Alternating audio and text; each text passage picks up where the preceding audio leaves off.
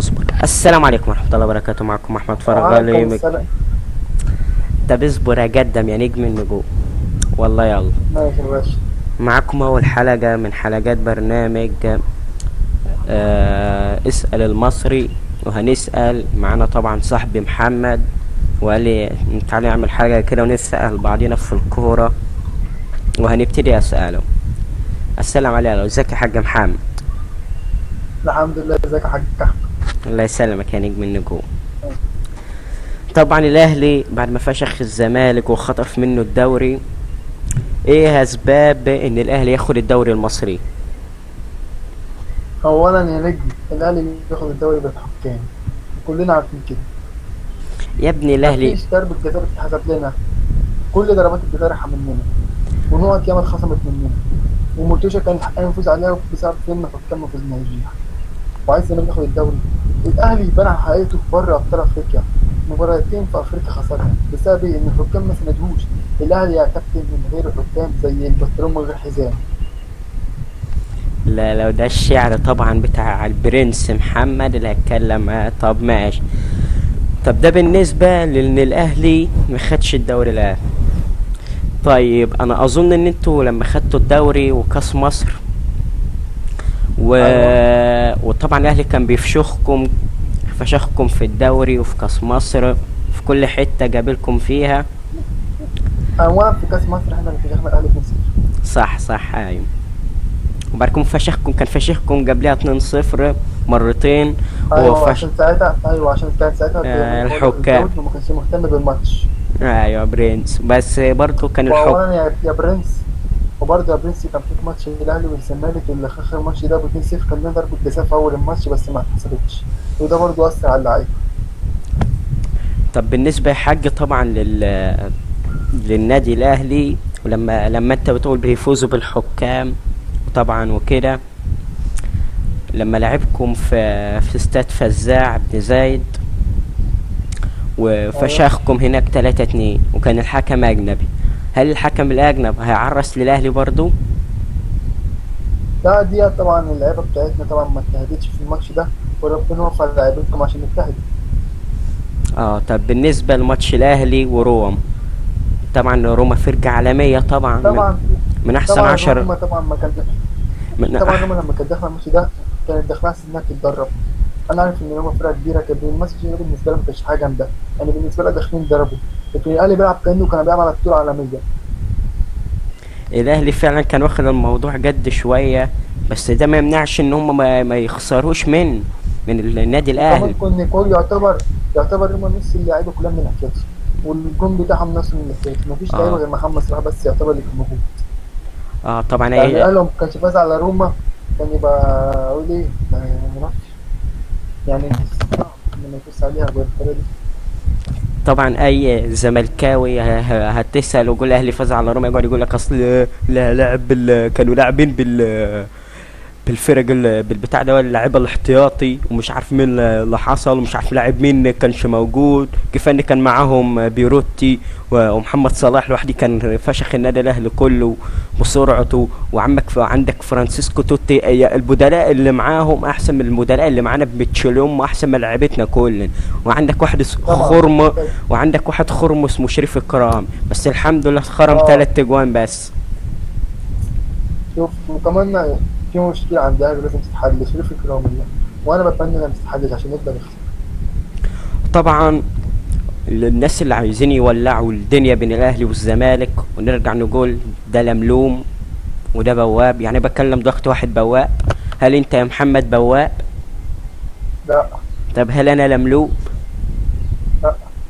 طيب الكرة روح رياضية، مش ايوه واحد يعني يطلع خساره ومكسب عادي. عادي.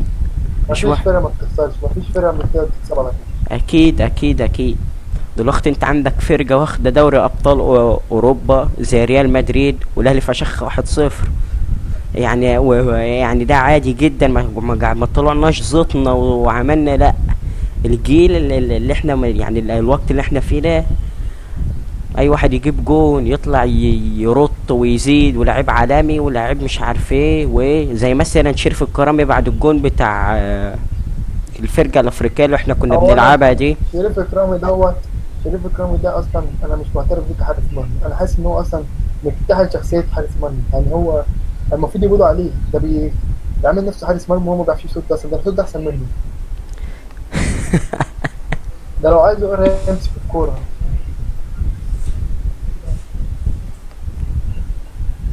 ماشي. بس طبعا هم واخدينه الأهلي عشان خاطر أبوه إكرامي، بس مش أكتر. طبعا يا محمد، احنا بعد ما الاهلي ما فاز بالدوري ده تحب توجه له رسالة ايه هي؟ أحب أوجه له إن الأهلي ده ما تفرحش أوي بالدوري، إن الدوري ده ما كانش من حقك، كان من حق نادي الزمالك اللي ما فازش مرة بالحكام. ما في غلطة واحدة بس، غلطة واحدة بس الأهلاوية عاملين يذلوا بس الزمالك، اللي هي يوم ماتش الداخلية، ودي غلطة واحدة. شوف الأهلي بقى كام فرصة جات له وكام الحكام بقد إيه. يعني ما تعدش الماتشة كلها، لكن الدوري دوت كان من حق نادي الزمالك. على العموم احنا كان بينا اتفاقناه ان لو الاهلي فاز على الزمالك في ماتش القمة اللي خلاص جرب يجي ده، طبعا انت هتبقى اهلاوي. أيوه هبقى أجاوب في نظر الناس، بس هبقى من جوايا زملكاوي. بحس إن أنا من جوايا زملكاوي كده قدام الناس كده أهلاوي مش أهلاوي، بس الأصل أصلي زملكاوي. شايف يا جماعة؟ شايف الروح الرياضية؟ شايف الروح الرياضية يا جماعة؟ يعني انا لو كل الجماهير المتخلفين طبعا اللي من نادي الزمالك اللي تقول عليا ان انا لملوم اهلاوي لملوم، اقول لهم فانا لو لملوم فانا بقى لملوم وافتخر. لو هيقولوا على الاهلاويه لمليم فانا لملوم وافتخر. طبعا نفس الحكايه محمد، لو كل المتخلفين في اللي ما عندهمش روح رياضيه في جماهير النادي الاهلي ويقولوا على الزملكاويه بوابين، فهم طبعا هيبقوا بوابين وهيفتخر. كل واحد بفرقته، كل واحد وهيحب فرقته، كل واحد طيب مهما حصل يحب فرقه. يعني انا برضو يعني على التلات اجوان اللي جو في شريف اكرامي، وبعد كده تلات اجوان جو تاني، وبعد كده هوت لسه اللي مفشوخ امبارح، انا عن نفسي لسه بحب شريف اكرامي. لكن هو آه، هو أنا هو عندي انا شايف الاول انه كان حارس متميز، وكان فعلا وحش افريقيا، وكان فعلا كان احسن حارس في مصر. لكن هو حاليا بول اللي كان أحسن حارس في مصر، لكن لكن دوت ده لكن خسر مثلا 6-1 في ماتش غانا، خسرنا 6-1 هو السبب. لا، انا على ماتش بقى 6-1 دف انا كان عندي كده تعليق عليه. اللعيبه كانت فيهم لعيبه كبيره في السن، يعني اللي هي خلاص مفروض كانت اعتزلت من زمان. طبعا هم اعتزلوا حاليا دلوقت، وكان كمان في لعيبه صغير في السن لسه طالع عندك زي صالح جمعه ورمضان، واللعيبه دي ما كانش عندهم طبعا أنا بنصح الأهلي عشان يبقى جامد ويقدر يروح يجيب له أولا حارس جامد وحسام كبار يعتزل. لا لا لا لا لا، حسام عمره ما هيعتزل، وانا بحب حسام، وجماهير النادي الاهلي كلها بتحب حسام. وهو مش حسام كباري، وما هو حسام ده ما كان ياما كان بيفشخ نادي الزمالك. راحت عليه خلاص يا نجم. لا، ما راحتش عليه. حسام غالي كابتن مصر. لا النجم ده مبقاش عارف يجيب الكورة، النجم ده بيتزحلق في الأرض. لا لا لا لا، حسام لسه صغير برضه، لسه دلوقتي أنا قدامه في يد. نظري لسه قدامه يد.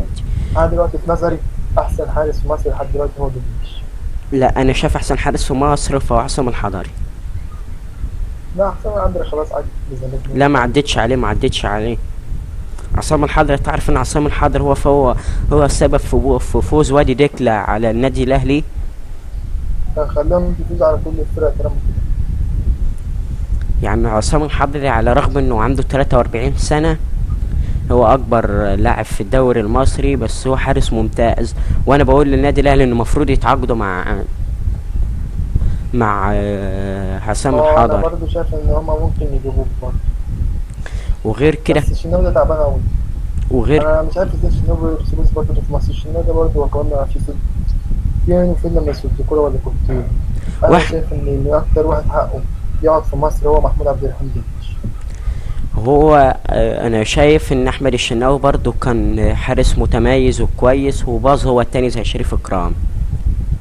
طيب بس انا مش عارف، هو طبعا اي لاعب بتبقى في فتره كده بتمر عليه، بتبقى فتره هو كانه ما يعرفش اي حاجه عن الكوره اصلا. و وكده يعني. ويلا، انا بقى تعالي كده اوجه رساله لنادي الزمالك: شد حيلكم في افريقيا، والنادي الاهلي يحاول برضو يشد حيله وان شاء الله يبقى النهائي افريقي بين النادي الاهلي والنادي الزمالك. والسلام عليكم ورحمة الله وبركاته.